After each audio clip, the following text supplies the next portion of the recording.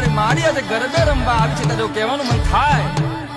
નિશા સામળી કામળી ઓઠ કાળી તુહી કાળ રાત્રિ નમામી કરાળી તુહી તાર લે જ્યોત છીણી ઝબુકે અરે આપકા પંથ ફેરા ન ચૂકે અને પછી કહેવા છે કે વિખરાયેલા કેસ ના હાથમાં ખડા કરે થપાક થપાક થપાક કરતી મારી માવડી આજે ગરબે ઘૂમવા આવી છે બાપ